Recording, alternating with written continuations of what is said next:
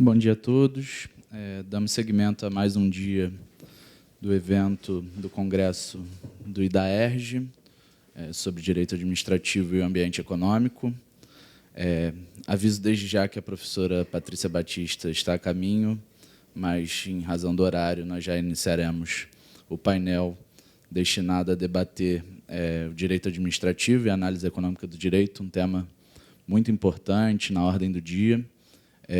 Tenho o prazer de presidir a mesa composta pelos professores José Vicente de Mendonça, professor da UERJ, doutor em Direito, mestre e doutor em Direito, LLM em Harvard, mais do que conhecido, dispensa apresentações, assim como Felipe Derble, que também foi meu professor, curiosamente, enquanto doutor na UERJ, me deu uma eletiva, foi excelente, também doutor e mestre em Direito, LLM na LSE, na London School of Economics, professor da Emerge e da Escola Superior de Advocacia Pública da PGE, também procurador do Estado e advogado. É um prazer, um bom dia a todos. Por quem começaremos? Tem alguma preferência? Acho que podemos começar pelo professor Felipe Derble, que vai nos brindar, com certeza, com uma excelente palestra. Bom dia, professor.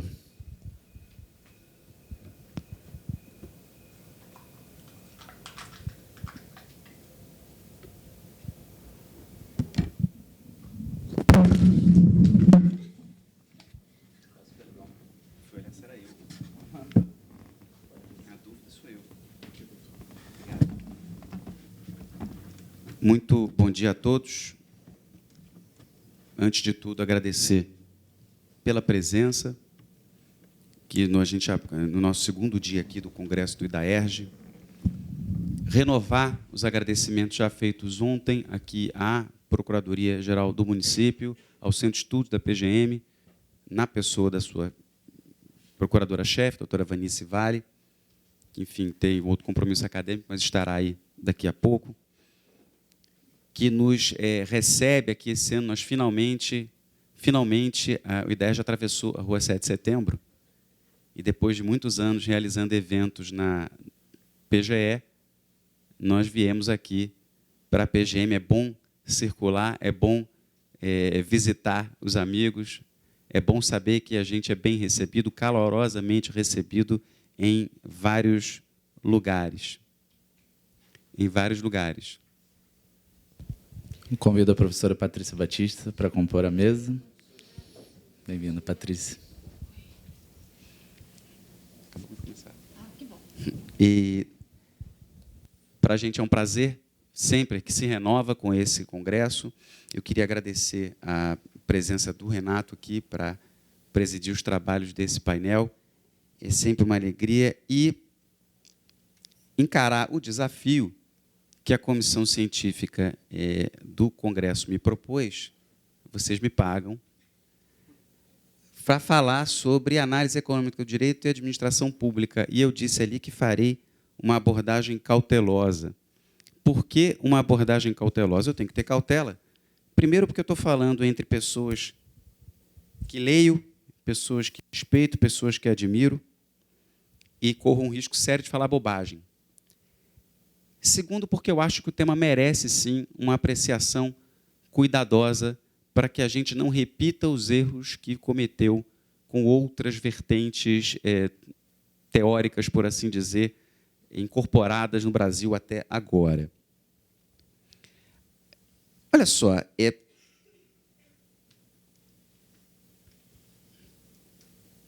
não está funcionando aqui. Foi. Eu que apertei o botão. Quem não está funcionando é o usuário. Esse negócio de análise econômica do direito já não existia, não? Antes disso virar propriamente, entrar para o mainstream acadêmico? Será que a gente já não fazia, de alguma forma, alguma apreciação do direito sob uma perspectiva econômica? Eu diria que algumas considerações de cunho econômico a gente já fazia, quase que intuitivamente, tanto na doutrina quanto na prática do direito administrativo, antes mesmo que a academia tivesse algum entusiasmo com a análise econômica do direito, ou pelo menos que isso se tornasse um assunto mais corrente. E eu daria 2 exemplos. O primeiro deles é a questão da repartição de riscos nas licitações e contratos administrativos. Se a gente olhar a evolução das leis, da 8666, passa pela 8987, a lei das PPPs, o RDC, especificamente com contratação integrada, você não poder fazer o termo aditivo e tal. Da lei das estatais, a gente progressivamente tem um esquema diferente de partilha de riscos. A gente começa a entender no Brasil, ao longo da experiência, que, olha, eu não posso dizer que eu vou alocar todos os riscos com o contratado, porque, no fundo, quem vai pagar essa conta é o usuário do serviço concedido ou é o pagador de impostos, porque isso vai virar preço. Se eu transfiro o risco todo para ele, ele bota isso no preço. Um outro exemplo é a discussão sobre direito da concorrência, a regulação da concorrência. Desde sempre, a gente discute teoria dos jogos para falar de formação de cartéis. Quando fala em avaliação de market share, de fatia do mercado, para saber de abuso de posição dominante, isso não deixa de ser uma avaliação de cunho econômico. O que, então, a gente tem de novo? O que é que parece novo? Enfim, não é novo, a análise econômica do direito existe nos Estados Unidos pelo menos desde a década de 60, de 1960, mas o que tem hoje, o que nos leva hoje a olhar isso de uma maneira diferente? Se a gente puder sintetizar, eu peguei aqui um trecho do livro do Robert Kutter e do Thomas Ullen, que não tem exatamente a ver com isso, mas ele dá, no meio do texto, uma definição sobre análise econômica do direito, quando fala em adoção de teorias matematicamente precisas, e ele dá o exemplo da teoria do preço, da teoria dos jogos, e métodos empiricamente sólidos, estatística e econometria, para prever e, portanto, conseguir, de alguma forma, regular comportamentos, seja do particular, seja da própria administração pública. O que tem de novo aqui? A premissa básica é de que a gente precisa entender que as pessoas físicas, inclusive jurídicas também, reagem, nem sempre racionalmente, a incentivos.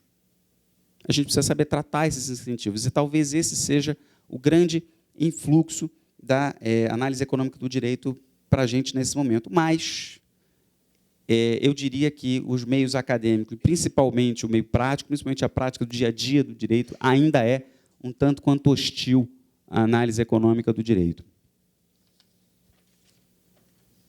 A gente ainda vive pelo menos desde a década de 90, o que eu poderia chamar aqui de direito dos princípios. A gente falou muito em ascensão da teoria dos princípios, em ponderação, em dignidade da pessoa humana, e a gente rodou muito em torno disso, pelo menos desde meados da década de 90 para cá. E, para ficar aqui no jargão econômico, isso tem algumas externalidades. Criou-se aí, a gente pegou aquela teoria toda lá, de Robert Alexy, de Ronald Dworkin, etc., e uma coisa que era um instrumento extraordinário para conferir, inclusive, maior segurança jurídica na interpretação do direito em sistemas de common law, trouxe isso para cá e gerou um efeito contrário, que é uma fluidez excessiva, a gente vê princípio em tudo para ponderar, e, portanto, insegurança na interpretação das normas jurídicas.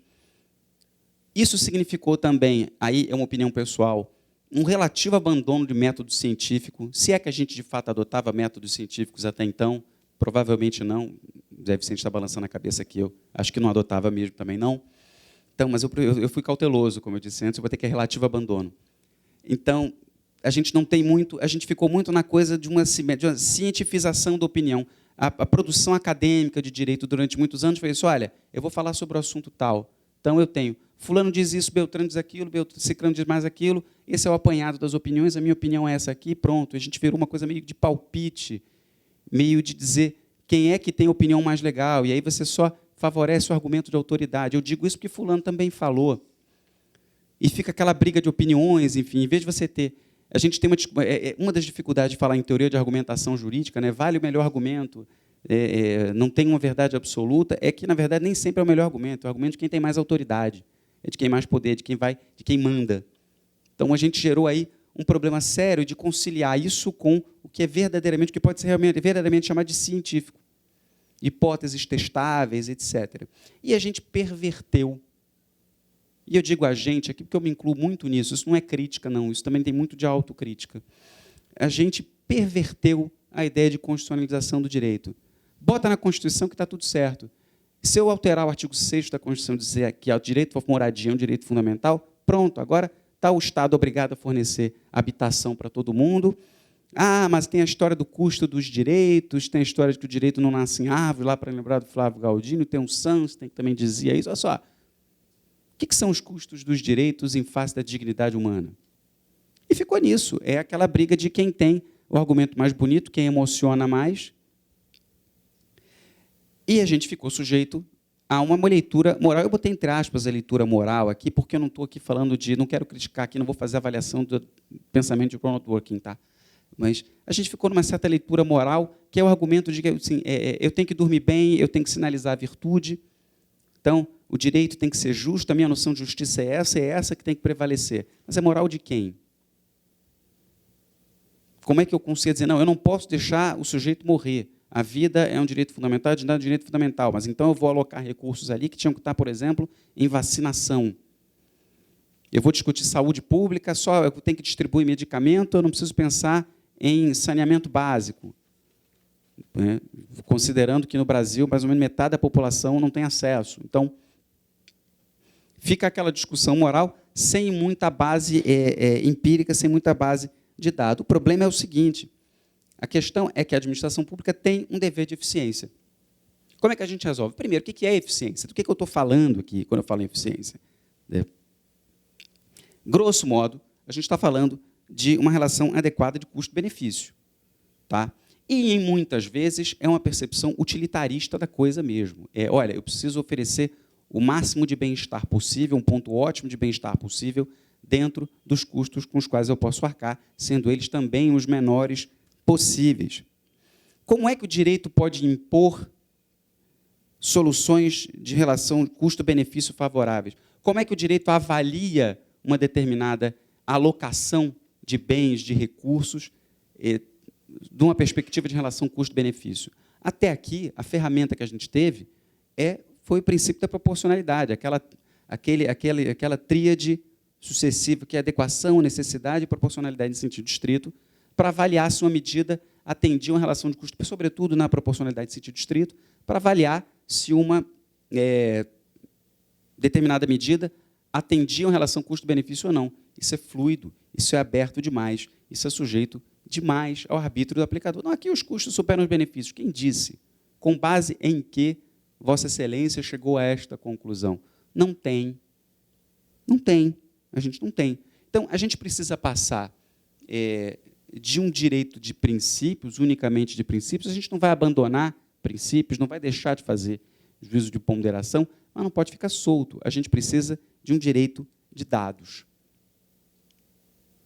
A gente precisa de um direito de dados. O direito hoje, a meu ver, e o direito público sofre demais disso, é meio nefelibata, está nas nuvens, descolado de realidade, em geral, indiferente à estrutura de incentivos e a elementos como escassez, custos de transação, etc. Se a gente pensar em exemplo cotidiano, a regulação dos planos de saúde, o que acontece com a ANS? Vai acrescentando tratamentos àqueles planos que obrigatoriamente têm que estar, aqueles tratamentos, aquele catálogo de serviços obrigatórios dos planos de saúde. Sai um tratamento novo, tem pressão na ANS, não, isso aqui obrigatoriamente tem que ser oferecido. O que acontece? Esse custo é diluído para todo mundo, o plano fica mais caro. O meu plano de saúde cobre parto. Eu nunca tive a possibilidade fisiológica e nem o interesse em parir. Não vai acontecer. Por que eu estou pagando isso? Eu não consigo contratar. Enfim, a nossa lógica, por exemplo, é de incluir serviços. Não, tem que ter. O plano fica caro. Na hora que o sujeito vai pedir o tratamento, a operadora nega, ele precisa da justiça, enfim. É um problema sem fim.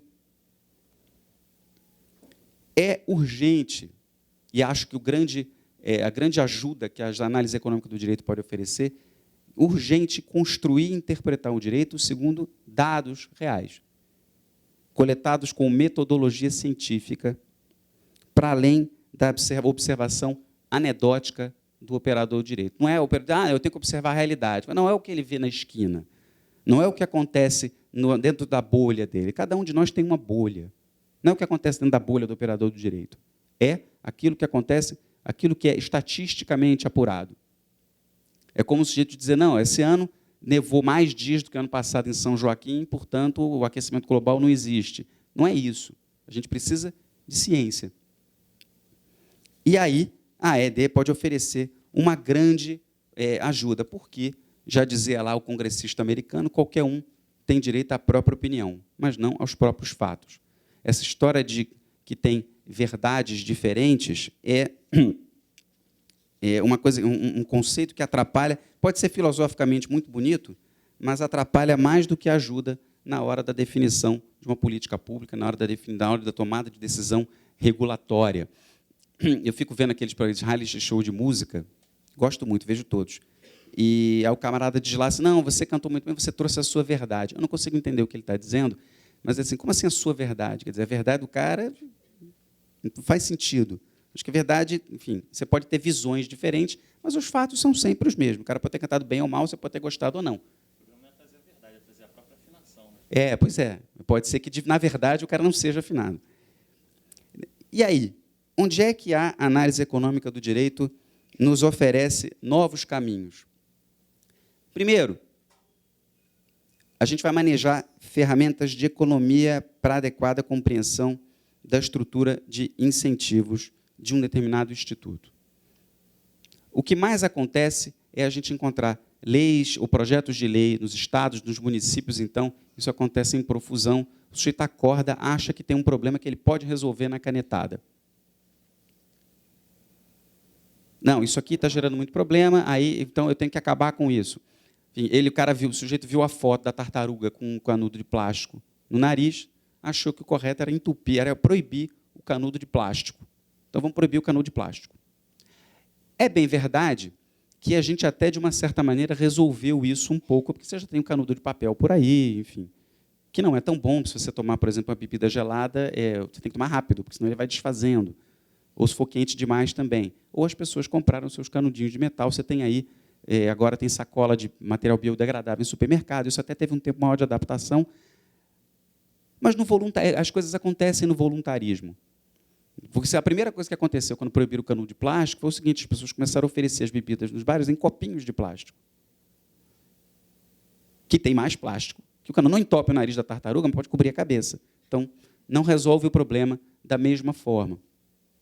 Então, a gente precisa analisar qual é o incentivo. Olha, as pessoas usando canudo de plástico, como é que a gente faz para melhorar? Como é que a gente faz para diminuir o consumo de plástico? Basta proibir? Ou você vai criar um problema, o cara vai usar o quê no lugar?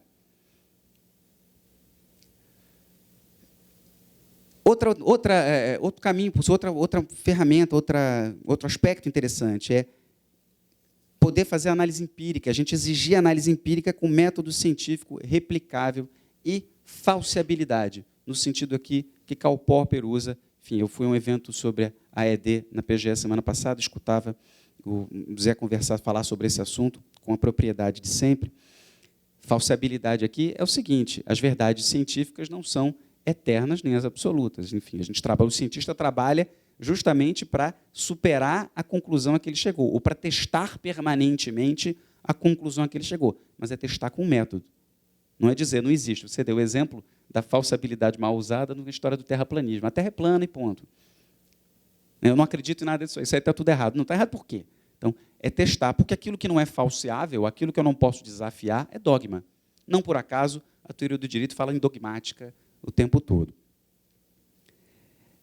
A AED tentar prever as reações aos incentivos que o direito produz, porque, como as pessoas reagem a incentivos, a lei é um incentivo também.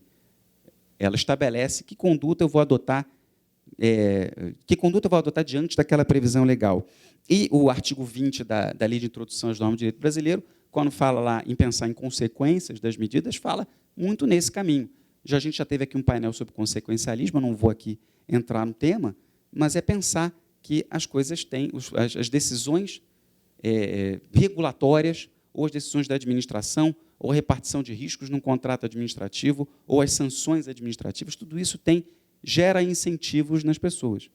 ou elas vão se conduzir de maneira a se comportar de acordo com aquelas regras, ou elas vão arrumar um jeito de burlar aquelas regras. Então, é importante saber o que pode acontecer, tentar fazer um juízo de prognose. E, com isso, a gente consegue nivelar um pouco mais o debate jurídico e abrir menos espaço para o que eu poderia chamar aqui, essa expressão não é minha, de um amigo meu, de superstição econômica. É a gente parar de pensar, por exemplo, que, olha, não, está muito caro, a carne está cara. É o assunto da semana. A carne está cara. Disparou o consumo de ovo, eu li por causa disso. Mas a carne está cara, fala que tem que tabelar o preço. A gente sabe que de 10 experiências, a cada 10 experiências de tabelamento de preços no mundo, 11 deram errado. Não funciona. O produto some da prateleira, enfim, fica ainda mais caro, você cria um mercado negro. Então, é saber que eu não posso trabalhar com medidas tiradas da cartola. Eu preciso de fundamento para pensar nas soluções. E mais, eu também vou precisar de fundamento para questionar as soluções adotadas. Eu vou precisar pensar por que isso está errado. Não é dizer, não é jogar uma ponderação de princípios, eu preciso de números, eu preciso de dados. O pessoal os mais ortodoxos, os economistas mais ortodoxos usam uma frase, aquela coisa do "In God we trust, the rest bring data", quer dizer, em Deus a gente acredita, o resto, por favor, traga dados. Eu diria aqui que as aplicações mais evidentes da AED, e vejam que eu estou aqui num papo muito introdutório para depois vocês ouvirem o que interessa.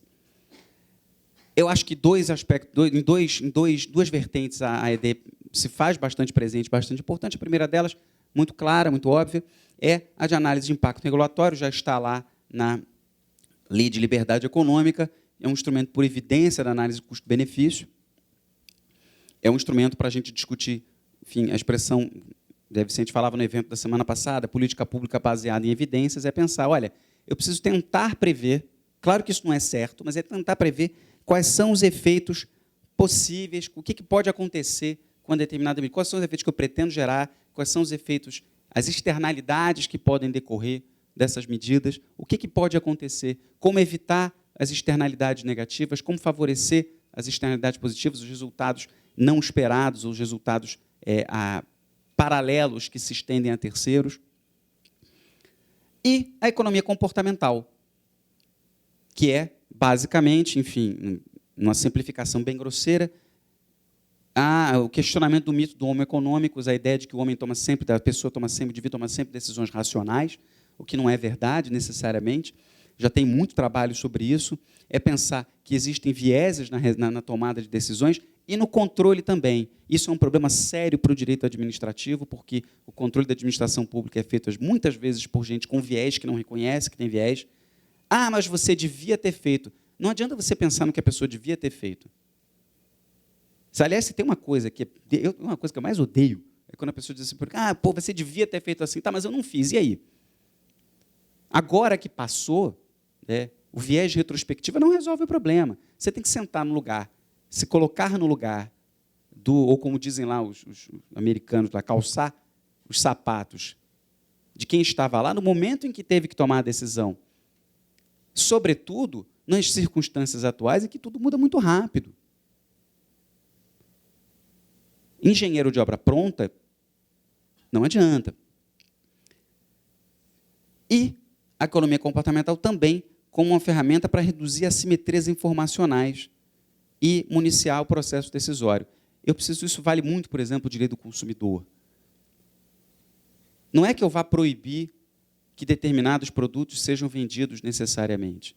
O que eu preciso é pensar como é que eu vou informar esse sujeito para ele tomar uma decisão bem fundamentada, para que ele tenha a oportunidade de tomar uma decisão racional.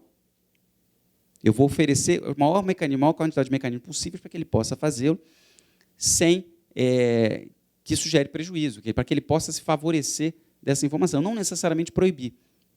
E aí eu caio no que eu acho que é onde a gente precisa de cautela, que é a ideia de alguns riscos que existem no uso da análise econômica do direito. Tá? Primeiro, Se ela não for aplicada com rigor metodológico, também não adianta nada. A gente substitui um problema por outro. Vai discutir, igual a gente faz com teoria dos princípios. Então, a gente é muito difícil falar... A gente tem muita dificuldade no Brasil em distinguir correlação de causalidade. Então, as pessoas... Assim, o cara precisa entender o que é causa de quê. E a gente não tem necessariamente isso, a gente precisa aprofundar isso antes de discutir. Não, agora eu vou fazer a análise econômica. Então, vamos entender como é que isso funciona primeiro. Porque, senão, isso pode ser um caminho de arbitrariedade também, e pior, uma arbitrariedade com verniz científico. Se a gente acha que a discussão principiológica já não tem o mesmo verniz científico, não, mas agora eu não estou fazendo isso, agora eu estou fazendo aqui uma análise econômica, está mesmo? Esses dados são testáveis? Isso metodologicamente fica de pé? É importante. Segundo, não substituir indevidamente de eficiência pela redistribuição, sobretudo com regulação da economia. É não fazer caridade com o chapéu alheio. Impor aos particulares um custo redistributivo que não é necessariamente deles. A gente precisa pensar nas trocas eficientes de mercado para que a solução redistributiva se dê por si e não necessariamente impor, tirar, não, se eu tenho aí uma desigualdade de renda, eu vou tirar esse do rico para dar para o mais pobre. Aí vai todo mundo ficar um pouquinho mais pobre. Não vai resolver necessariamente o problema. A análise regulatória, a análise de impacto regulatório, como qualquer outra análise de custo-benefício, pode ser, e eu dizia isso ainda há pouco, tão arbitrária quanto a proporcionalidade. Por quê? Se eu pensar em análise de impacto ex ante, existe uma certa liberdade na escolha de que variáveis eu vou analisar. Eu preciso saber, eu preciso poder testar essas variáveis. Eu preciso saber se essas variáveis são válidas também. Porque se eu escolher arbitrariamente qualquer variável, eu posso chegar ao resultado que eu quiser. Eu posso ter um exercício de adivinhação ou uma jogada ensaiada. Eu quero escolher essas variáveis porque eu acho que por elas eu vou chegar ao resultado que eu quero. Então, aqui é fundamental observar método científico. E nós vamos ter que estudar. O profissional do direito vai ter que aprender isso. A gente fugiu da matemática no vestibular e a conta chegou. Nós vamos ter que correr atrás disso. E aqui, o que mais me preocupa, já para concluir, é que o recurso economia comportamental pode gerar paternalismos também.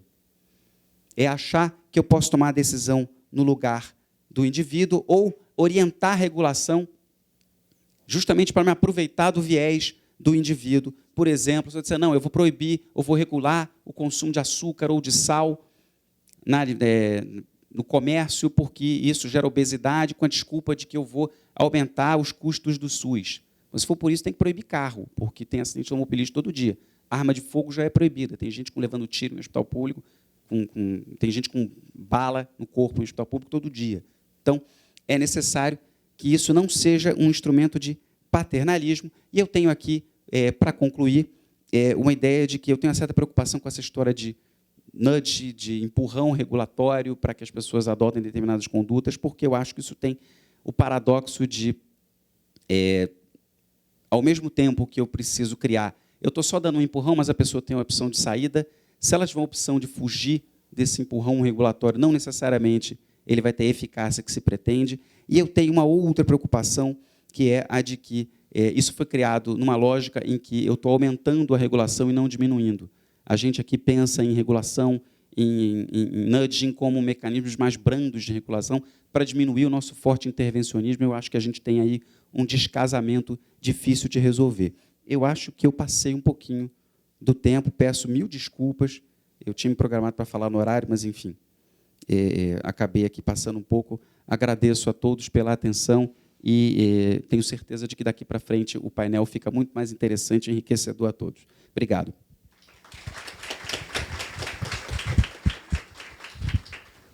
Muito obrigado, Felipe, pela excelente palestra. Agora eu passo a palavra à professora Patrícia Batista. Tudo bem, então vamos inverter as ordens aqui. Passarei a palavra para o professor José Vicente. Alô? Tá.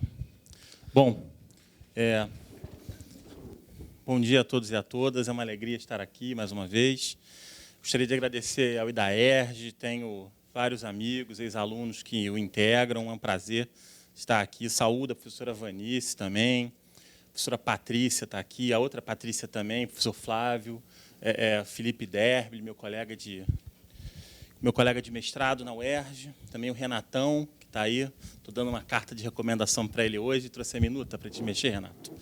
Enfim, eu vou fazer uma palestra dividida em 4 partes. Basicamente, eu vou indicar algumas incidências de análise econômica do direito na administração brasileira. Depois eu vou indicar algumas razões para a gente ficar pessimista com isso. Depois eu vou indicar outras razões para a gente ter um otimismo cauteloso, usando uma expressão do Felipe em relação à análise econômica. Aliás, a tese de doutorado do Tiago Cardoso também era uma proposta modesta em relação à análise econômica. Tem um artigo importante da análise econômica, se não me engano, que também usa essa expressão, a modest proposal, enfim, essa ideia de você incorporar conhecimentos diferentes a uma prática sedimentada sempre leva a, digamos assim, incompreensões de lado a lado. Então, realmente, é bom ser cauteloso, epistemicamente cauteloso. Então, eu vou apresentar algumas incidências, 7 razões para a gente acreditar que as coisas não vão dar certo, 7 razões para a gente achar que alguma coisa pode dar certo, ainda que a maioria das coisas não deem certo. Depois, eu vou encerrar colocando 2 desafios para os próximos anos, enfim, em relação à análise econômica do direito na administração pública. Então, na verdade, tem 2 problemas aqui. Não a análise econômica em si, que já é uma dificuldade, incorporação, compreensão, mas também aplicar isso na administração pública brasileira. Então, é um desafio, realmente, não apenas pela análise econômica do direito, talvez especialmente pela administração pública brasileira. Enfim, aqui eu proponho, nessa minha palestra, incidências da análise econômica na administração, incidências explícitas e implícitas. Posso chamá-las também de incidências em sentido forte e em sentido fraco. Incidências explícitas é quando a norma, a prática, a instituição afirma claramente que está fazendo análise econômica ou se exige a norma ou o regulamento algum nível de formalização matemática. Isso seria uma incidência em sentido forte da AED junto à administração. Em sentido fraco, você tem algum nível de exigência de racionalidade, mas sem formalização matemática, mas você pode instrumentalizar essa exigência de racionalidade por meio de alguma técnica, de alguma análise de custo em sentido mais light, enfim. Isso é muito mais comum do que a incidência explícita, a incidência em sentido forte. Vou comentar algumas instituições que já vêm fazendo análise econômica, algumas normas, enfim, um pouco na sequência do que o Felipe falou, que praticam análise econômica ou vêm tentando praticar, e normas que indicam exigências tiradas da análise econômica, de uma ideia geral de análise econômica. Porque a análise econômica tem várias correntes, várias propostas, não é que nem a economia. Qual economia? Na verdade, às vezes acontece isso em relação ao direito. O direito fala, a visão da sociologia qual é? A visão da economia qual é? Espera aí, tem várias correntes, vários autores, várias abordagens. Isso em si já é uma crônica simplificação de um campo do saber que tem várias divisões, opiniões, etc. e tal. Mas, enfim, algumas instituições que vêm fazendo isso já há algum tempo, as universidades, esse é um assunto da moda nas faculdades de Direito. Eu diria que hoje, do curso dos nossos mestrandos e doutorandos, Patrícia, eu diria que 40%, 50% escreve alguma coisa sobre análise econômica, ou tem alguma coisa a ver com análise econômica. Acho que no curso de economia isso já é muito mais sedimentado, já existe há muito tempo, né? Mas temos instituições importantes que fazem coisas próximas à análise econômica, o IPEA, por exemplo. As agências reguladoras fazem algum nível de análise via IR, uma coisa que agora você tem uma formalização legal, mas as análises de impacto já são feitas há algum tempo nas agências federais, mais de 700 das agências federais brasileiras, muito embora mais de 600 sejam só da Anvisa. Então, basicamente, você tem uma massa de agências reguladoras federais fazendo análise de impacto, mas nós temos uma agência, que é a Anvisa, que faz tudo que ela racionaliza, qualquer tipo de manifestação, relatório, documento, ela chama de análise de impacto. Então, isso gera uma imprecisão no dado. Ministérios e secretarias também fazem algum tipo de análise implícita, enfim, quando vão encaminhar, quando vão tratar de políticas públicas, quando vão apreciar projetos de lei, minutas de regulamentos. Isso já vem sendo feito já há algum tempo. Tribunais de contas e auditorias também, elas fazem análise de custo e efetividade de projetos, de decisões tomadas pela administração. E, nos últimos anos, o judiciário, em função de uma certa abertura ao consequencialismo/pragmatismo, também, controlando decisões do administrador, sinaliza algum nível de incidência fraca da AED, ainda que existam muitas controvérsias em relação a se o judiciário pode operar algum tipo de controle consequencialista. Aliás, faço uma referência aqui a um artigo que eu escrevi sobre análise econômica do direito e aplicada ao debate sobre controle judicial, um artigo que eu escrevi no Jota com o Tiago Cardoso Araújo, chamado Análise Econômica do Direito e o Jardim das Veredas que se bifurcam. Está no Jota, depois você joga lá, pegando o gancho do debate do Barroso e do Lewandowski sobre análise econômica. E em normas também você tem, hoje de forma até mais explícita, normas que assumem claramente, usam terminologias de AED e de microeconomia, mas você tem coisas muito mais antigas, como, por exemplo, o princípio de eficiência administrativa, veio numa reforma gerencial dos anos 90, com a emenda 19, não se estava, talvez, pensando lá, em 98, em análise econômica, mas, seguramente, um dos seus efeitos é você encontrar um gancho para a análise econômica na ideia geral de eficiência na administração pública 37, caput. Agora, de forma mais explícita, você tem, por exemplo, uma lei bem recente, a Lei de Liberdade Econômica, derivada da MP 881, artigo 4º, inciso 5, fala que não se pode editar regulamento que aumente injustificadamente custos de transação. A expressão aumentar custo de transação é uma expressão da microeconomia, e isso é uma linguagem, uma gramática tipicamente da AED. Eu escrevi um artigo sobre esse artigo 4º, né? Num livro que saiu agora, coordenado pelo Floriano, Comentários à Lei de Liberdade Econômica, Revista dos Tribunais, prefácio do Rodrigo Maia, homem mais importante do Brasil. E em relação a esse ponto específico do artigo 4º, eu falo o seguinte, estou lendo aqui o meu texto, tá? A famosa melhor doutrina.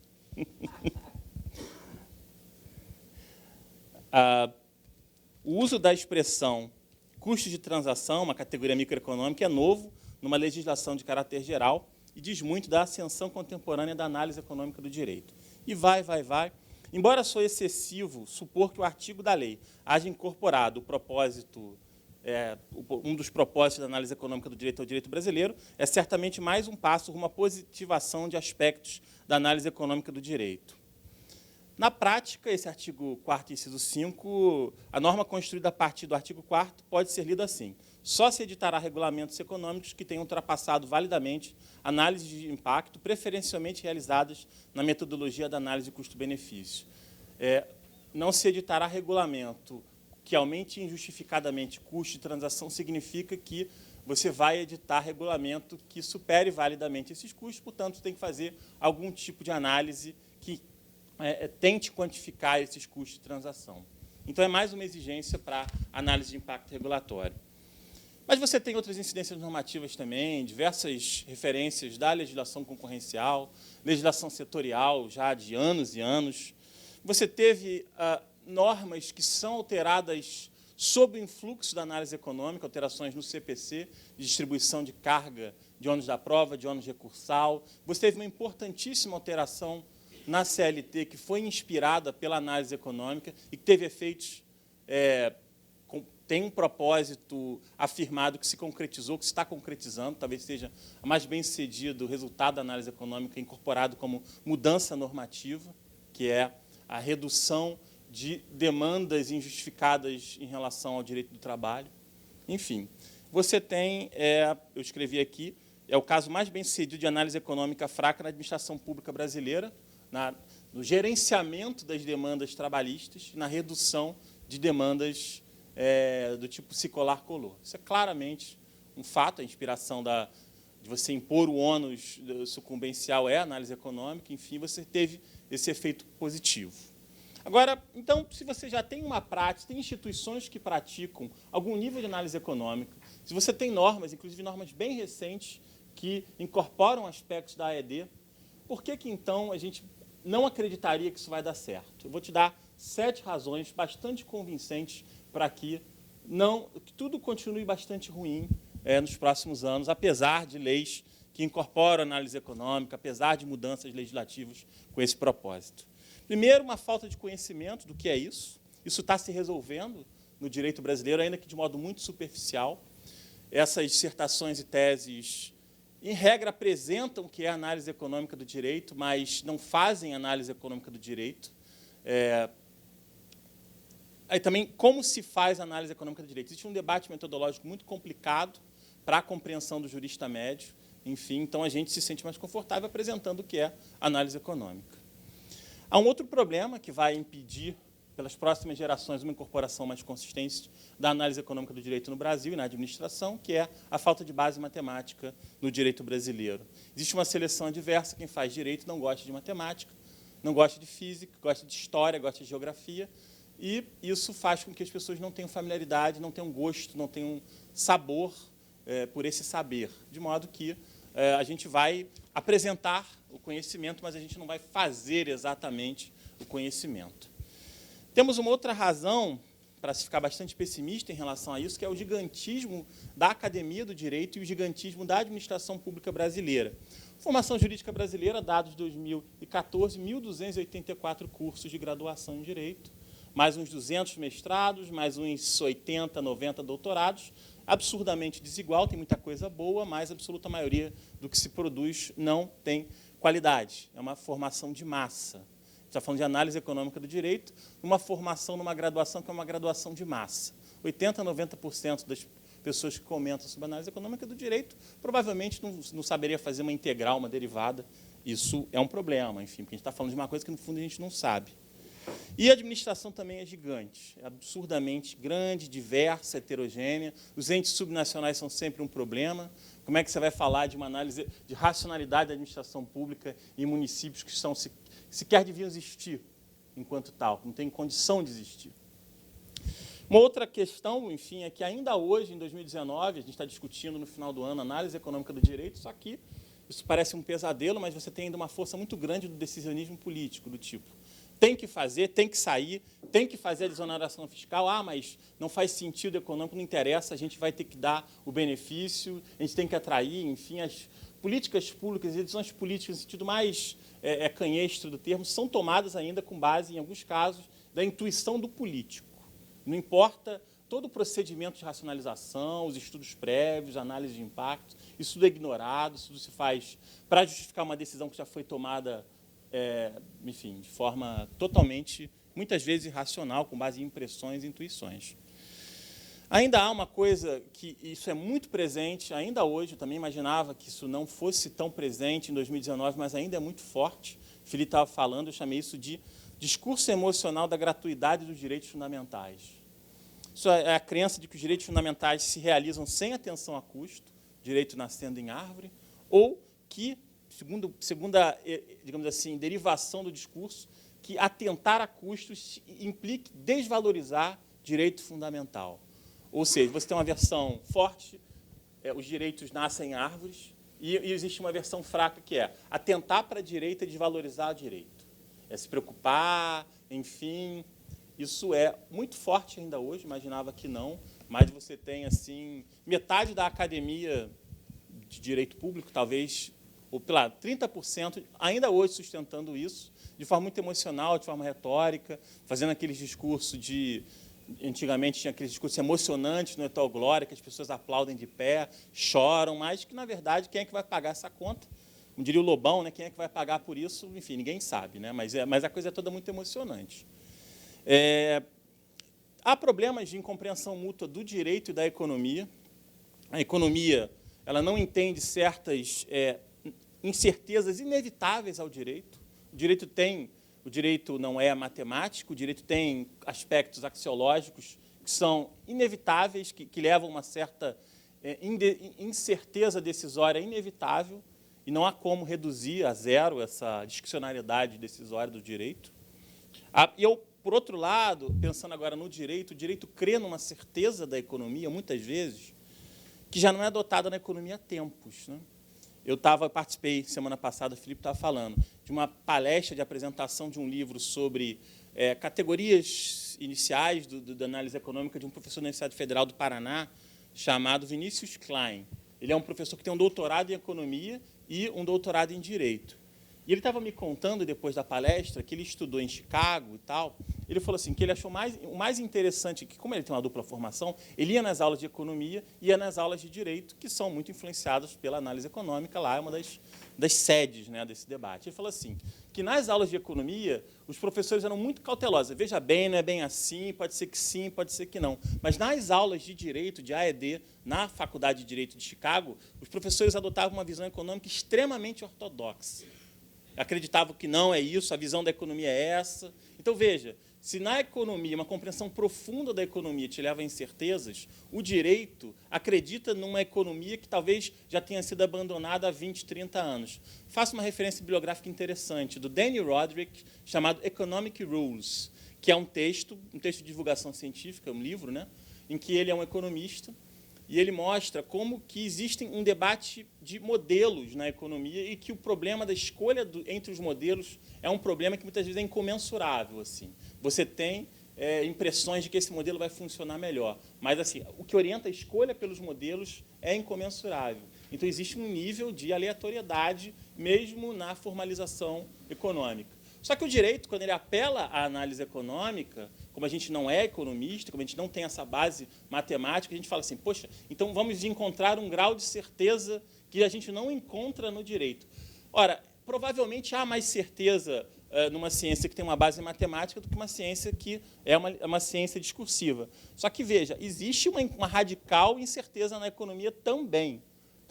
Está modelando outcomes, assim, mas, enfim, acreditar que existe certeza é impreciso e apostar numa coisa que não é verdade. E, finalmente, um dos problemas, finalmente, o último dos 7 problemas para não acreditar que a análise econômica junto à administração vai dar muito certo é que, enfim, derivado do outro, essa visão que eu chamei junto com o Thiago nesse artigo no Jota, de visão messiânica da análise econômica do direito. Acreditar que a análise econômica do direito é uma varinha de condão. É um método que pode ser utilizado para muitas coisas, que tem imprecisões, que tem uma disputa sobre qual é o método adotado, tem uma disputa sobre base de dados, enfim, não é varinha de condão para muita coisa. Existe um ódio irracional da análise econômica, existe uma euforia irracional da análise econômica do direito. Nada disso é racional, obviamente. Quais são as 7 razões para nos levar a acreditar mais ou menos que as coisas vão ficar um pouquinho menos piores do que já estão, em a gente incorporando um pouco normas, instituições e práticas da análise econômica? Primeiro, porque eu acho que existem exemplos recentes e bem-sucedidos de análise econômica, por exemplo, a reforma da CLT. Isso é um exemplo razoavelmente bem-sucedido de uma alteração normativa inspirada por uma racionalização econômica que deu certo. Há um outro elemento, e aqui um debate até mais acadêmico, que é o seguinte: a academia brasileira jurídica, em especial, é muito superficial. Isso faz com que ela busque sempre argumentos novos. Então, a superficialidade da academia jurídica brasileira facilita a adesão ao novo. E a AED ainda é percebida como algo novo. Então, ela vai ser abraçada. Então, a gente não vai ter uma resistência de base em certa medida, porque ela é percebida como algo novo. Como os nossos debates são superficiais e ela é algo novo, ela vai ser incorporada em parte. Você não vai ter aquela resistência de cara, porque ela é uma coisa que soa novidadeira. Terceira razão pela qual eu acho que há uma luz no fim do túnel. A administração pública brasileira é tão ruim, mas tão ruim, que técnicas que produzam algum tipo de resultado rápido tendem a ser aceitas. Então, considerando que não existe nenhuma racionalidade, a racionalidade é profundamente primitiva, se você incorpora algum nível de racionalização trazida por uma inspiração de AED, isso produzindo algum resultado, isso é incorporado em alguma medida. Então, assim, é tão ruim que alguma coisa produz algum nível de efeito, vai ter alguma aderência. Então, essa é a terceira razão. Eu estava apresentando para o Renato, ele ficou rindo, mas é verdade, a administração é tão ruim que a análise econômica produz algum nível de, vamos tomar uma decisão, vamos fazer uma tabela aqui de prós e contras. O Charles Darwin, antes de casar, ele fez uma tabela de prós e contras, por que ele deveria casar ou não casar. Isso é uma versão muito simplificada de uma análise de impacto regulatório, de uma decisão pessoal. Né? Essa tabela, inclusive, está na internet até hoje. Eles escanearam esse diário do Darwin. Né? E, enfim, então, algum nível de racionalidade sempre é útil. Né? Outra coisa, instituições contramajoritárias já sinalizam o uso de algum nível de análise econômica, tipo Cortes de Contas e Judiciário. Isso pode acabar induzindo o uso por instituições majoritárias, ou seja, o governo, a administração vai começar a se preocupar com a AED porque o Judiciário ou o Tribunal de Contas está usando a AED para controlar a decisão que ele toma. Isso, então, é uma tensão que sinaliza a racionalidade a partir dos controladores.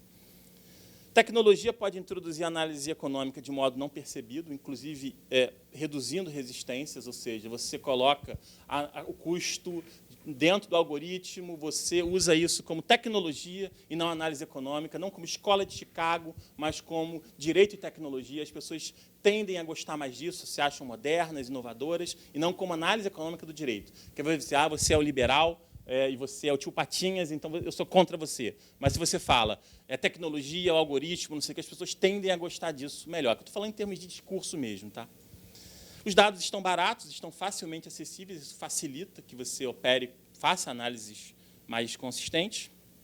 E, em relação ao problema epistêmico, né, da formação do direito, embora isso não se resolva facilmente, há uma saturação da graduação tradicional em direito. Isso pode levar a graduações em direito mais diversas, isso é uma primeira consequência, duplas formações, ou seja, o cara é formado em direito e administração, direito e engenharia, direito e contabilidade. Isso é um caminho que eu tenho visto cada vez mais frequente. E, dada a saturação da graduação em direito, também vai escoar formandos para ciências hard, enfim, ciências mais exatas e até mesmo a economia. Isso, então, vai levar a que você consiga fazer uma análise econômica mais consistente nos próximos anos ou para as próximas gerações, em função da saturação do modelo que nos formou, e é o modelo que nós praticamos. Agora, dois problemas, dois desafios, e agora com isso encerro minha palestra. Descobri que eu não olhei para o Renato, não vi a plaquinha. Essa plaquinha de 5 minutos deve estar aí há muito tempo. Existem dois desafios. Um desafio epistêmico geral, como disse, ou seja, difundir sem trivializar a análise econômica. As pessoas, muitas estão convencidas, muitas já sabem o que é, mas como é que faz isso de forma que isso funcione? Essa é uma parte, a segunda parte, que é um pouco mais difícil de fazer. Reduzir resistências desses 30% que odeiam, que não querem nem falar disso, que acha que é utilitarismo, que é capitalismo, que é sei lá o quê, que é o tio Patinhas e aquele personagem do monopólio do banco imobiliário, né? E talvez treinar a burocracia para ser capaz de usar análise econômica, uma coisa que vem sendo feita não tanto nos entes subnacionais, a ENAP faz isso muito bem, há cursos, enfim, mas, enfim, é uma coisa também ainda incipiente. Um desafio, segundo desafio, além desse desafio epistêmico, é um desafio político. Os governos, muitos governos, se mostram supostamente abertos à técnica. É a racionalidade, é a técnica contra a política, mas, na prática, muitas vezes, eles resistem a isso. É a ideia da falsibilidade, né? Ou seja, você quer racionalizar, tomar decisão, racionalizar é saber ouvir não.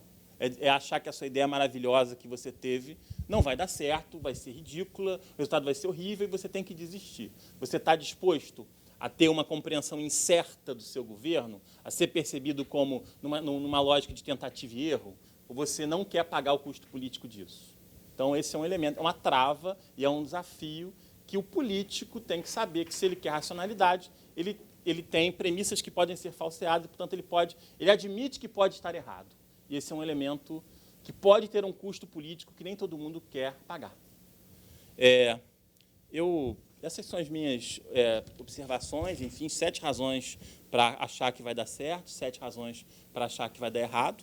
Quero só fazer uma propaganda aqui final. Eu estou coordenando, junto com uma ex-orientanda minha de doutorado, no ano que vem, um curso de extensão de 15 aulas sobre análise econômica, aspectos introdutórios e novos desafios, enfim. O título a gente não fechou, mas alguma coisa assim. Via PGE, agora via PGE. A gente já coordenou esse curso via CEPED e UERJ, agora a gente vai fazer via PGE, é um curso bem barato, enfim, e é um curso de introdução, mas talvez na segunda parte a gente coloque elementos mais complicados, a gente chama economista, administrador, professores e alunos, enfim.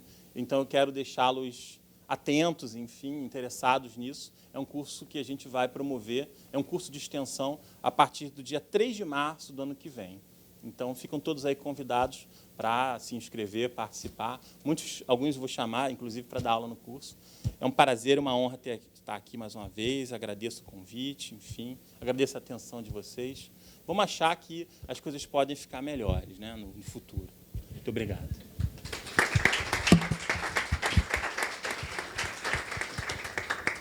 Obrigado, Zé Vicente. Palestras sempre reverentes e muito proveitosas. Passo a palavra agora para Patrícia Batista, que ainda não foi apresentada, mas que dispensa apresentações também. Professora da UERJ, doutora pela USP, mestre pela UERJ. Foi minha professora na graduação. Fico muito feliz de dividir mesa com você nesse momento e, com certeza, aproveitaremos muito o que você tem a dizer. Bom dia, gente. Obrigada, Renato. Enfim, é uma enorme satisfação. É o 13º, né? O 12º Congresso da UERJ. Ontem mesmo, essa reflexão passou na minha cabeça. Os 10 últimos anos passaram tão rápido que eu nem vi eles passarem, né? Assim, tudo agora, para mim, num determinado momento, virou mais de 10 anos. E eu não sei por quê. Eu não sei o que aconteceu nesses 10 anos. Assim. Eu não posso dizer que eu estive dormindo um sono profundo, porque, na verdade, a minha sensação é oposta. Foi de uma vertiginosidade de 10 anos que passaram no sopro, porque os eventos... Aí alguém me falou que é porque a gente está envelhecendo. Então, quanto mais velho você fica, mais rápido o tempo passa. Talvez seja isso, mas essa sensação desses últimos 10 anos é de uma vertigem. E tem um pouco a ver com o que eu quero falar com vocês sobre a análise econômica do direito. Quer dizer... Quando é que esse assunto entrou na minha vida? Sim, vamos trocar assim confissões. Eu escrevi o meu doutorado. Até o meu doutorado, eu estava ali no by the book jurídico tradicional. Minha tese de doutorado é sobre o princípio da proteção da confiança. Eu fiz um trabalho de doutorado jurídico puro, uma dogmática tradicional, uma discussão de princípio, da qual eu não me arrependo, não. Tá? Sim, foi bom enquanto durou, mas no dia que eu acabei, eu defendi a tese, eu falei, Cruz, nunca mais quero ver nada disso na minha vida. Né?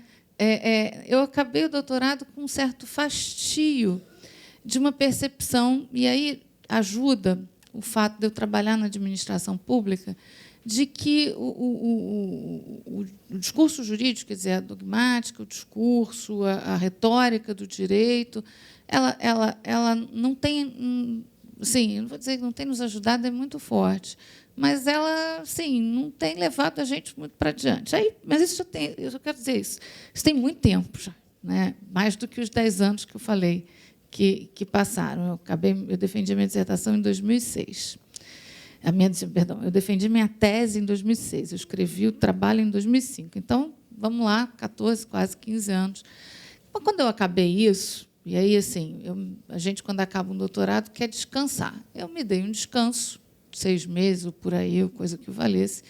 Em 2007, eu estava no jogo de novo. Né? Eu tinha que dar uma matéria na pós-graduação, e foi aí que eu comecei a flertar com esse assunto. Né? Eu falei assim, o que eu queria estudar naquele momento? Eu falei, o que não funciona, o que menos funciona na administração pública? Vamos ver se eu acho aqui algum. Pensa na cabeça de vocês, foi o que eu pensei. O que está muito ruim na administração pública? Pensa. É difícil escolher, né? Difícil escolher. O que está muito ruim? O que é muito ruim no direito administrativo, na administração pública? O que veio na minha cabeça? Contrato. Né? Eu falei, eu quero estudar contrato administrativo. Né?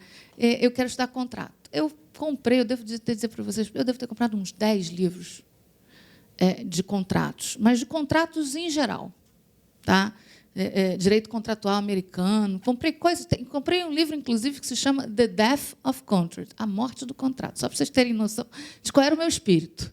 Né? Eu comprei um livro que era A Morte do Contrato. E um outro livro, um calhamaço, que vou lhes dizer, é assim, chamado Análise Econômica dos Contratos.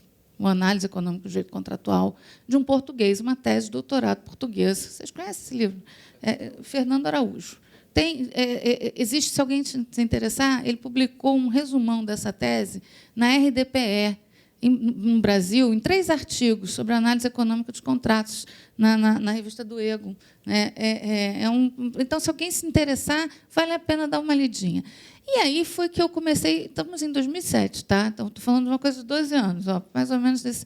Foi aí que eu entrei no assunto, foi aí que a minha vida começou a lidar, o meu interesse acadêmico começou a lidar com a ED, acerca da qual eu não sabia absolutamente nada. Né? Vou dizer para vocês que tive, nesse período inicial, muita dificuldade. Por quê? Porque a gente não está, como já foi dito aqui, a gente não está habituado sequer ao jargão da economia. Essa questão de custo-transação, esse holdout, teoria dos jogos, isso tudo, para mim, era uma enorme novidade. Né? Aquela economia que a gente vê lá no início da faculdade não é nada para isso. Né? Então, essa literatura, há 12 anos, quando eu resolvi começar esse assunto, eu tive muita dificuldade, porque eu não estava habituada com discurso, não estava habituada com raciocínio, não estava habituada com abstração. E só para vocês terem uma noção, uma coisa até que eu vou comentar, os primeiros textos sobre eficiência, né, que está na base da ED, na origem, na vertente original, nossa, que suplício que era! Era uma dificuldade, eram textos pesados, textos duros, foi um período... Mas eu achei que eu tinha que ir por ali. Na verdade, assim, a minha sensação naquele momento é que aquele era o caminho que eu tinha que seguir. Aquilo estava me interessando, aquilo me apresentava um cenário diferente, que eu não estava habituada e que podia me ajudar a entender ou encontrar algumas respostas, ou encontrar um caminho, naquele momento, pelo menos naquele momento inicial, para entender por que a contratação pública é um fracasso. Né? A contratação pública brasileira é muito ruim, em todos os sentidos. E aquela literatura, aquilo tudo, me sinalizava para alguma coisa que o discurso jurídico tradicional não estava sinalizando. Pois bem, foi aí que eu comecei a estudar esse assunto e aí passei a oferecer, coisa que eu venho fazendo nos últimos 10 anos, uma disciplina, quer dizer, primeiro uma disciplina sobre contrato, e do contrato eu pulei para uma disciplina geral de Direito Público da Economia, em que eu estudo uma parte de AED. E aí a discussão, AED, Direito Econômico, Economia e Direito, o que é isso tudo? Isso tudo, como é que a gente lida com essas sopas de letrinha? Uma sugestão para quem chegou agora na temática, porque, na verdade, não sei se foi o Felipe e o Zé que falaram, uma das questões que a gente tem que perguntar é que é a AED. Porque, na verdade, e aí eu trouxe, não sei se foi um desses que vocês falaram aí, eu trouxe uns livros aqui. Eu tenho, hoje em dia, graças a Deus, uma farta bibliografia em casa sobre isso. Mas esse livro aqui, para quem não... Eu não sei se esse livro tem em português. O Cutter and Allen tem tradução para o Brasil?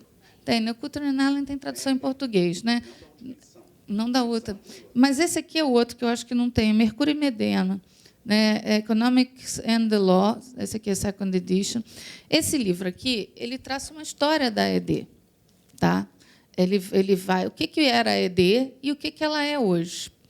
Eu não vou... O livro é grande, e o Cutter and Allen tem também, enfim, mas eu quero rapidamente que vocês tenham a noção assim, do que a gente está falando de AED hoje, o que é a ED, como é que ela nasceu. Como o Felipe falou, os primeiros estudos de análise econômica e tal remontam aos anos 60. E a ED, na origem, na formulação do clássico, né, do Posner, que é de 1973, a ED pretendia que...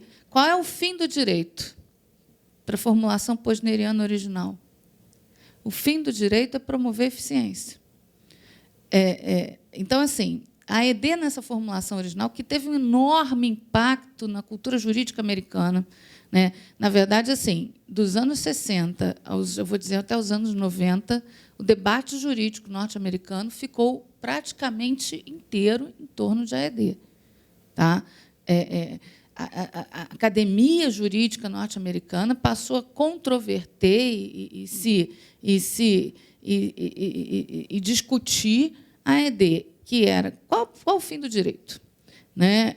E o Posner diria, o fim do direito é promover a eficiência. Que eficiência? Eficiência que é a eficiência que aumenta a riqueza da sociedade num sentido não monetário, mas aumenta o bem-estar, aumenta a virtude. E aí você tem, sei lá, centenas de textos sobre o que é eficiência, um debate interessantíssimo que se estabeleceu entre o Posner e o Dworkin, esse que é famosão aqui, né?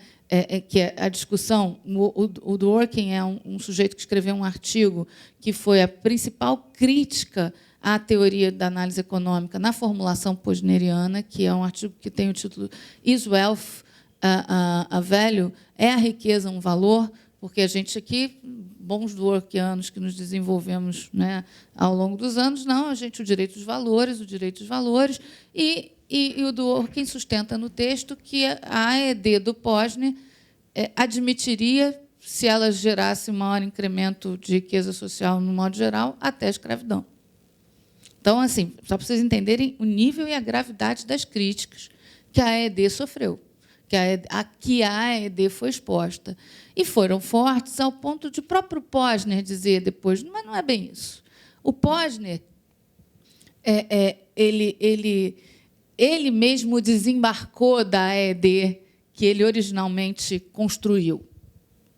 Tá? Então, assim, a AED não é uma coisa só. A AED, estudos de análise econômica do direito, ou a teoria da análise econômica do direito, teve uma evolução importante dos anos 60 até o que a gente pode dizer que existe hoje na academia norte-americana. Por outro lado, a gente também pode dizer que ela foi, na academia jurídica norte-americana, um enorme sucesso. Um enorme sucesso. Por quê? Porque, ao mesmo tempo em que as concepções originárias, a leitura originária do Posner sobre o que deveria ser a AED como o direito em si, quer dizer, o direito condicionado à eficiência, o objetivo do direito é promover a eficiência, essa era a ideia. E os textos não dão nem dúvida, tá? Se você pega textos dessa época, o livro do Posner também tem uma tradução em português ou em espanhol?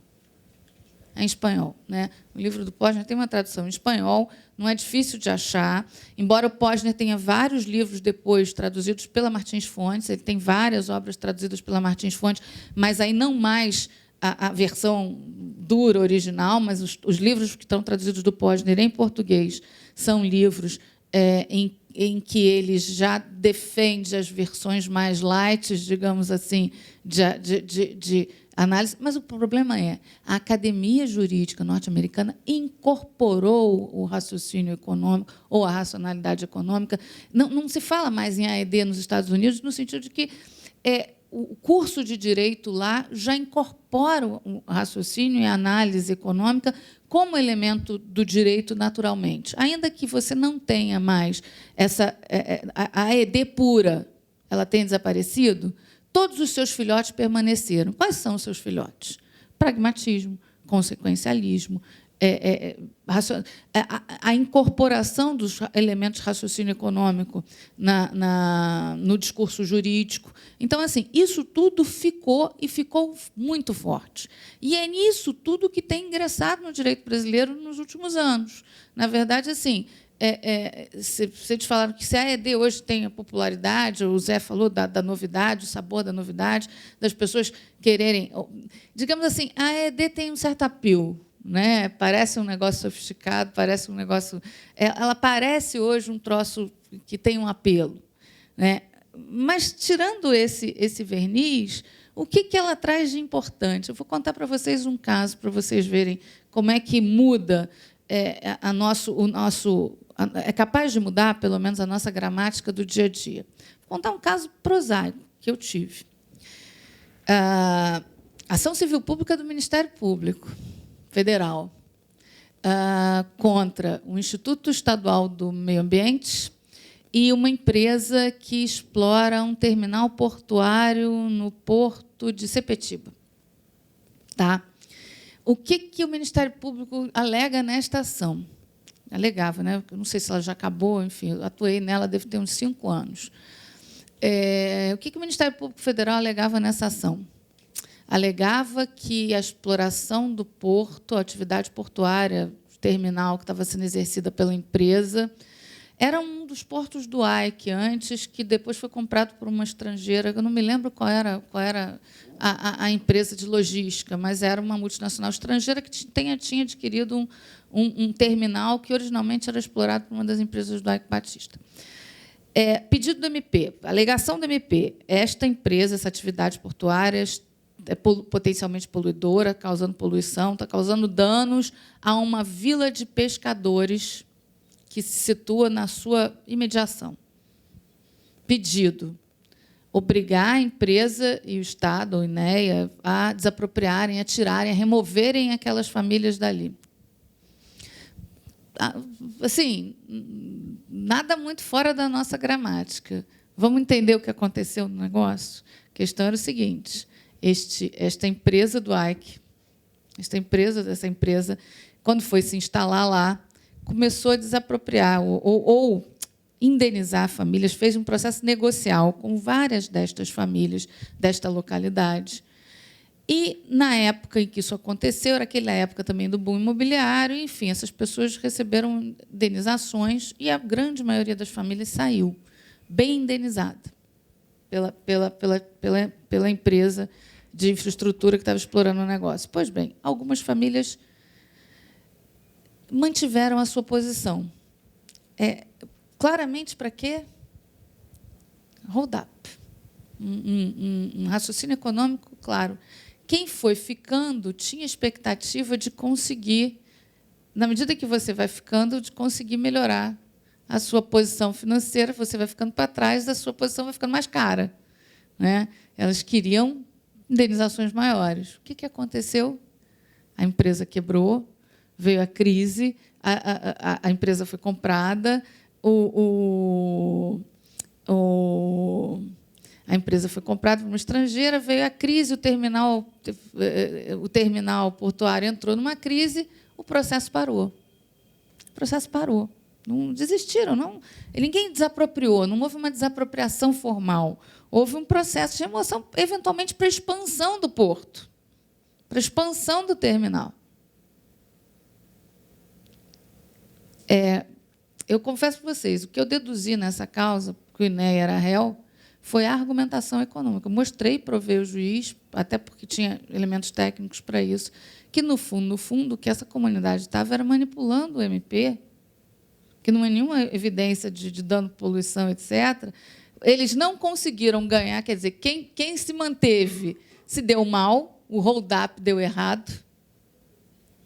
Eles foram ao MP para tentar, via Ministério Público, via manipulação do Ministério Público. O Ministério Público não ganhou a liminar. No tribunal, a juíza, em primeiro grau, indeferiu. No tribunal, o tribunal manteve o indeferimento, porque, justamente, o que a gente conseguiu provar, a gente tinha elementos para isso, que, na verdade, essas pessoas não tinham saído voluntariamente, na época em que a empresa economicamente tinha interesse na área, e estavam usando aquela demanda como uma forma de conseguir, na via judicial, o que elas não tinham, que elas tinham segurado a posição. Elas se deram mal no que fizeram isso. Então, assim, o que eu quero mostrar para vocês? A economia, e nesse caso, eu deduzi essa argumentação de hold-up, deduzi, inclusive, oralmente em audiência, isso mostrei. A juíza ficou bastante... O argumento foi para ela um argumento que pareceu fazer sentido, porque era o que tinha acontecido de fato. Tá? Você não tinha elemento nenhum que demonstrasse ali risco. Havia uma questão econômica, no fim e ao cabo, né? Travestida de um interesse coletivo. Travestida de interesse coletivo. Então, a incorporação do argumento econômico, no caso, o que a gente ia discutir se a gente não estivesse se apropriando do argumento econômico? A gente ia discutir tutela coletiva, dano ambiental, mas o argumento econômico ele muda, ele permite uma sofisticação também do argumento jurídico. A gente precisa incorporar o argumento econômico porque ele permite que a gente adicione a gramática jurídica à realidade. Outro domínio em que isso tem sido extremamente importante, o Felipe falou aí, é a questão contratual. A contratação pública não tem solução senão pela incorporação do argumento econômico. E, por exemplo, a incorporação do argumento econômico torna muito evidente, que vocês já devem ter ouvido falar algumas vezes, que a absolutamente irracionalidade econômica da Lei 8666, por exemplo, quando ela universaliza as cláusulas exorbitantes. A universalização das cláusulas exorbitantes pela Lei 8666 é algo que não encontra o menor amparo em qualquer tipo de argumento econômico. E é o desastre que é, não por acaso. Não por acaso. Então, essa incorporação eu estava até tem um capítulo. Eu trouxe, como eu disse para você, eu trouxe uns livros aqui, mas eu estava dando uma olhada num capítulo desse livro aqui, Direito e Economia no Brasil, organizado pelo Luciano Benetti, que é um dos caras que eu acho que melhor sabe esse assunto. Né? O Luciano está até no Ministério, não está na Secretaria de Defesa do Consumidor. Né? E aqui tem um capítulo sobre análise econômica e direito administrativo. Mas, na verdade, ele praticamente fala de contratação.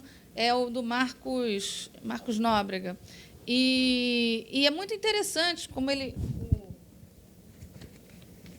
a parte do discurso dele, especificamente em matéria contratual, ele trata de seleção adversa, trata de hold-up, trata de renegociação, enfim, tudo sobre a ótica da argumentação econômica. Eu estava lendo um trechinho, até me lembrei, né, Flávio, da gente, que ele está tratando da discussão. Achei isso aqui, ó. Está aqui. Esse é o caso dos contratos de grande vulto, sobretudo em concessões de serviço público e PPPs. Essa especificidade de grandes obras leva o que a literatura trata como o problema do refém, o hold-up, possibilitando que uma parte explore a fragilidade de outra parte em renegociações após a assinatura do contrato. Isso aparece de forma clara em contratos de infraestrutura, porque há sunk costs, que são os chamados custos afundados, ou seja, investimentos que são muito específicos e não há utilização alternativa para eles. Contratos grandes de infraestrutura são contratos complexos, contratos difíceis, essa questão de custos que o parceiro privado aporta, que só servem para aquele tipo de negócio e, portanto, isso gera muitas fragilidades na posição das partes. A gente precisa, eu escrevi isso mais de uma vez já, o contrato, antes de uma realidade jurídica, é uma realidade econômica. E a gente tem que entender a realidade econômica para fazer a interpretação jurídica da relação contratual. Fazer a interpretação jurídica da relação contratual, ignorando a relação econômica que esse contrato incorpora, que esse contrato dá forma, é um passo para o desastre, que é o desastre que a gente vê cotidianamente. Então, assim, a análise econômica no direito administrativo tem muitas potencialidades. Ela não é mais, talvez nunca tenha sido, a pura análise econômica. A gente incorpora, no fundo, incorporar a racionalidade econômica, o discurso, incorporar a compreensão da relação econômica que a vida jurídica dá forma. Então, assim, a gente tem incorporado. Uma coisa que eu ouvi vocês falando, que eu fiquei refletindo, alguns meus alunos falam, eu acho que eles têm alguma razão, que, às vezes, a gente parece uma bolha, viu? Né? Porque, no fundo, a gente está falando isso aqui como uma coisa já mais ou menos take for granted, né? Mas, no fundo, a grande realidade do direito brasileiro ainda não é essa. Né? O direito brasileiro ainda é uma pegada retórica dogmática. Na maior parte dos lugares, na maior parte dos entes subnacionais, na maior parte do... Isso gera muitos problemas, porque, às vezes, a gente tem até um discurso descasado. Né? Às vezes, você está falando em alguma coisa com alguém, você vê que o seu interlocutor ele não consegue, ele não está preparado para esse tipo de discurso, porque ele não saiu do discurso jurídico dogmático tradicional, que ainda é a realidade dos livros, dos manuais. A maioria das coisas que as pessoas estudam não flerta, nem flerta com esse tipo de debate. Né? Embora, para a vida real, como até o Zé falou, a União é bem mais desenvolvida. No nível federal, a gente tem uma administração pública federal bem mais preparada para isso. Né? A gente encontra, em nível federal, já esse debate em alguma esfera. Né? Então, assim, a gente, para isso, eu acho que isso chega, tem que se preocupar, como o Zé falou, chega como, né? Porque também há um risco disso aqui ser manipulado. Né? O risco da manipulação é grande. O Fernando Leal falou ontem para vocês, eu me lembro do Fernando, que foi meu aluno nisso lá no início, e ele, por exemplo, dizia, e eu acho que ele tem alguma razão, e em algumas literaturas americanas você encontra isso, por exemplo, isso não é para ser apropriado pelo juiz, embora a Lindbe, de uma certa maneira, tenha impulsionado para isso, mas há muitas críticas em que o judiciário seja apto, capaz de fazer algum tipo de análise econômica, quer dizer, como o juiz, como o processo, porque a gente tem que pensar que o processo judicial é um locus muito restrito para análise econômica, o processo judicial é um lugar imperfeito, a capacidade do juiz de manejar, pela natureza da atividade, esse tipo de argumentação é bastante limitada e, portanto, para isso decorre um risco muito grande de ser uma análise econômica muito a bangu e aí imperfeita. Então, a gente também tem que se preocupar com isso. Não há dúvida de que um destinatário original e desejável de raciocínio de racionalidade econômica é o legislador, o primário. O legislador é para quem primeiro se devem dirigir as questões de racionalidade econômica, de incorporação, para que o legislador incorpore isso na norma. E, em segundo lugar, a administração pública, no seu cotidiano de administrar, mas, em últimos passos, o passo da decisão judicial é um lugar onde há muito risco para esse tipo de argumento, embora, hoje em dia, o Supremo já faz meio a bangu, já há algum tempo, alguma coisa disso, e a gente tem que se preocupar com isso, não é uma coisa assim que o jurista vai se apropriar com tranquilidade, com largueza. Tá? Mas o que eu quero dizer para vocês, eu também não vou muito longe, o que eu quero dizer para vocês é que eu não desembarquei desse assunto ainda, mas eu já passei a namorar várias outras coisas depois. Tá?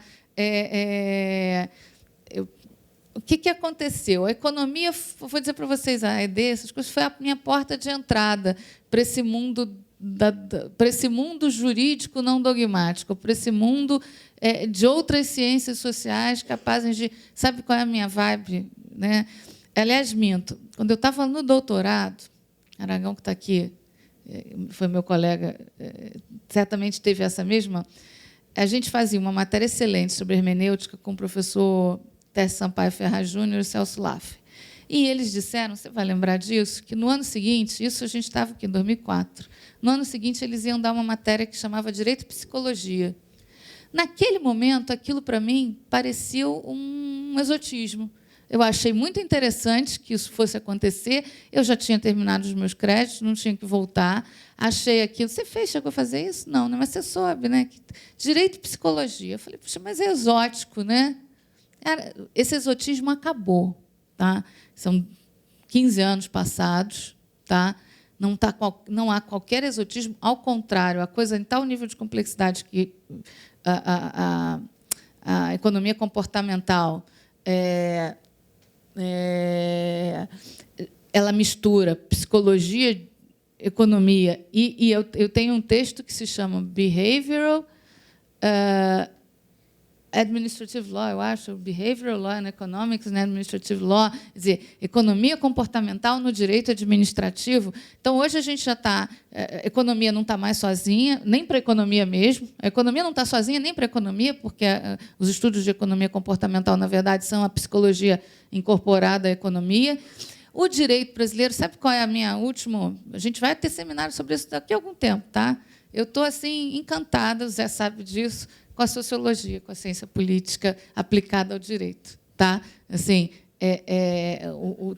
os temas que mais têm me chamado a atenção, que eu tenho mais, a tal ponto que eu estou pensando em dar uma matéria chamada Direito Administrativo Multidisciplinar, acabar com o Direito Público da Economia. Agora vai ser Direito Administrativo Multidisciplinar, para eu poder trazer os textos dos... Porque, assim, até estava falando, escrevi num texto outro dia e falei para o Zé, eu estava lendo um texto sobre a história da administração pública brasileira, sobre a sociologia da administração pública brasileira, e de um autor que é Guerreiro... Como é que é Guerreiro? Guerreiro Ramos. Um autor que eu não sabia quem era, mas descobri que era um sujeito hiper famoso nas ciências sociais.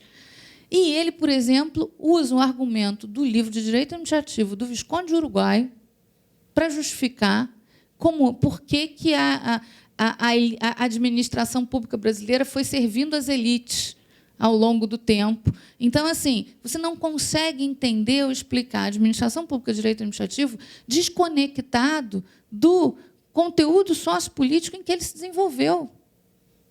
Né? Então, no fim, ao cabo, assim, eu estou num momento, vou dizer para vocês, que os meus interesses teórico-acadêmicos estão nesse momento da transição. Quer dizer, não dá para abandonar a economia, mas eu confesso para vocês que os meus queridinhos do momento são os autores, né, que todos eles tratam pra caramba de direito. É a gente que não lê eles. Então, assim, no fundo, a gente esteve dormindo aí um sono assim, o direito é tão presunçoso. No fundo, é isso. A minha má vontade hoje é com o direito. Tá? O direito é tão presunçoso que ele se acha que ele se basta. A gente, no direito, se acostumou a se bastar. A gente dialoga com a gente mesmo. Isso é um absurdo. Isso é um verdadeiro absurdo. Provavelmente, o mal que a gente tem feito ao país, em grande parte, tem a ver com isso, de a gente achar que se basta. Essa galera das ciências sociais é muito interessante. Assim, claro, você não vai dialogar com todo mundo, você não vai dialogar com todos os autores, nem todos. Mas o que eu tenho visto de coisa interessante por aí, assim, eu falei, cara, onde é que eu estava? Que eu não estava vendo isso. Né? Então, assim, isso não sou só eu, o professor Carlos Arício Nufel também, que vai falar que hoje, já ouvi isso dele algumas vezes, a gente realmente está fazendo um caminho de multidisciplinariedade, e é um caminho absurdamente relevante, porque, só para vocês, 2 ou 3 textos que eu escrevi nos últimos 2 anos, o direito não avança 1 milímetro, você não vai encontrar para dizer assim, o que faz uma norma não dar certo. A gente vai discutir em direito, eficácia, eficiência, e isso absolutamente não responde nada. Eficiência, eficácia, isso não me diz por que uma norma não funciona, por que uma norma não sai do papel. E nós, com esse discurso todo de constitucional, enchemos a boca para dizer constitucionalismo, e a gente convive numa boa com normas constitucionais que simplesmente nunca saíram do papel. Tem muita coisa no texto constitucional que não saiu e provavelmente não sairá.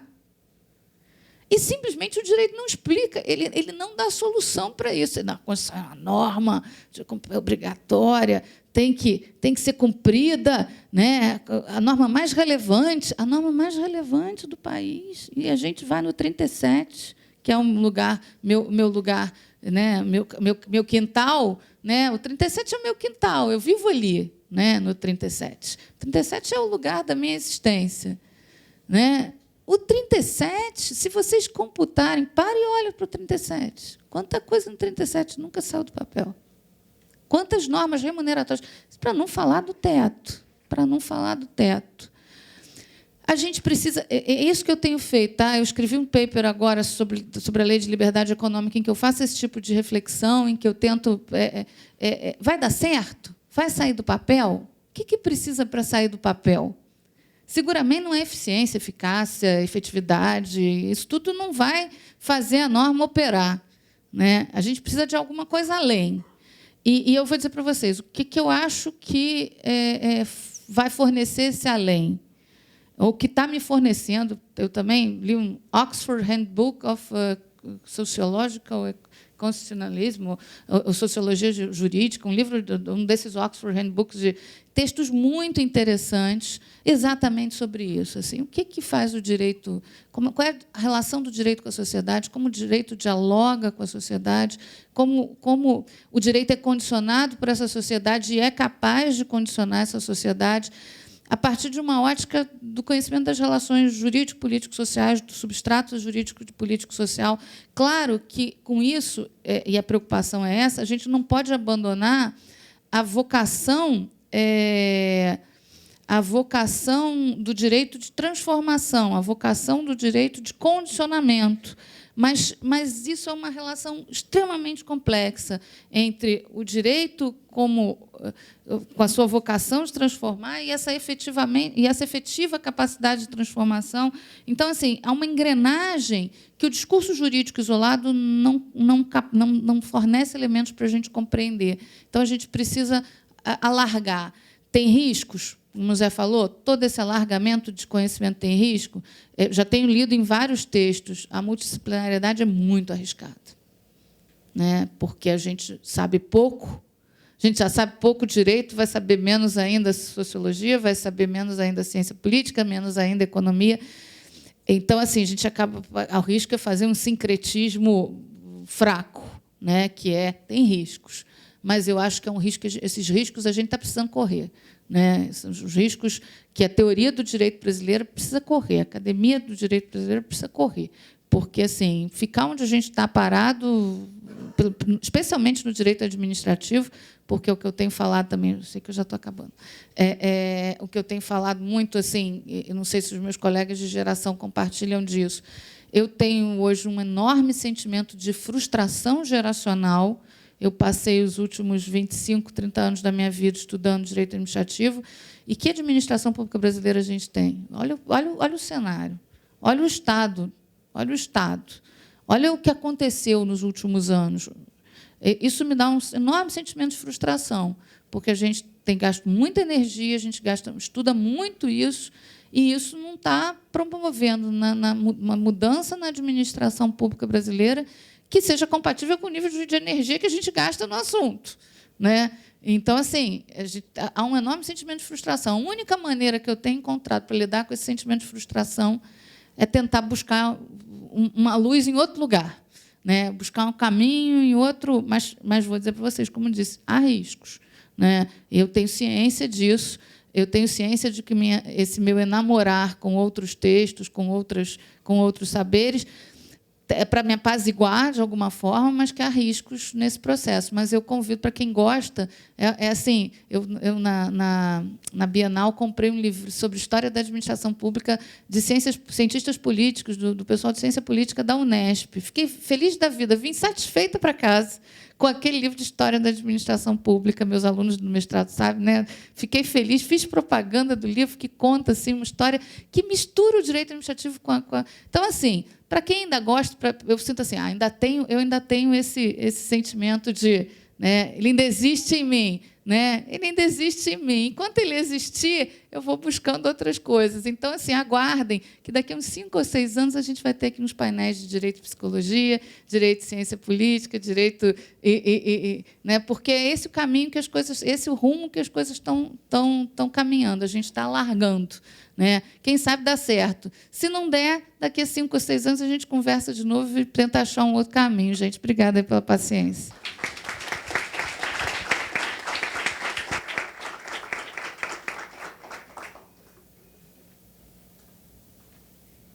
Obrigado, professora Patrícia Batista. Já estamos contra o tempo, então vou encerrar o painel, agradecer ao IDAERJ pelo excelente evento e, com certeza, continuará com o próximo painel, professores excelentes. Um bom dia para todos.